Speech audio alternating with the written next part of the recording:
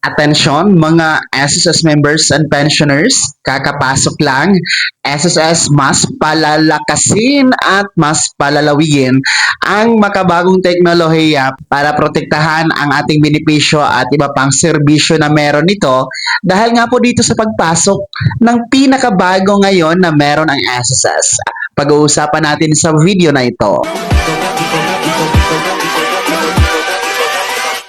Hold up.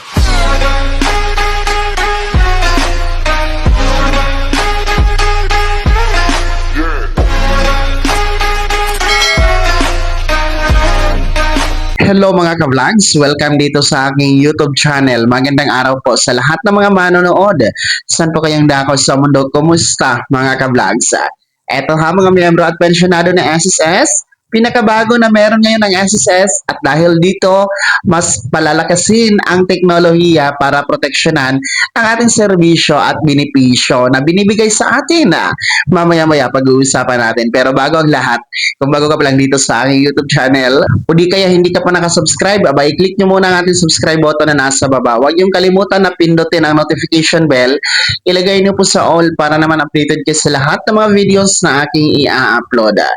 Ito na nga po no, mga miyembro at pensyonado ng SSS, nagkaroon po ng courtesy call ang bagong itinalaga na DICT Secretary or Department of Information and Communication Technology na si Secretary Henry Roel Aguda. Nagkaroon ng courtesy call kay SSS President Mr. Joseph Declaro no, sa Quezon City Main Office noong March 26, 2025.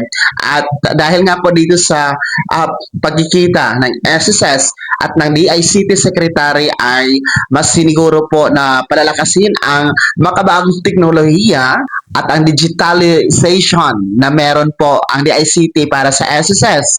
No, para po maiwas yung mga hacking at magiging protektado po yung ating mga My.SSS account, no? At hindi po yan ma-access ni naman, lalo-lalo na ng mga hackers. So, alam nyo naman na sa panahon natin ngayon, more on digital na talaga lahat, online na talaga lahat. So, katuwang po ng gobyerno sa siguro na secure ang database ng lahat ng ahensya ng gobyerno, kabilang ditong SSS, ay meron pong departamento na nagsasagawa po ng proteksyon. Yung trabaho nila para sa lahat ng database ng gobyerno. At yan po ang Department of Information and Communication Technology or DICT. Ngayon po kasi yung maalala, no, nagbitiw po, nag-resign bilang secretary ng DICT yung last itinalaga no ni Pangulong Bongbong Marcos, pero ngayon may pumalit na po na si Secretary Henry Roel Aguda. So siya po ay inappoint ni Pangulong Bongbong Marcos.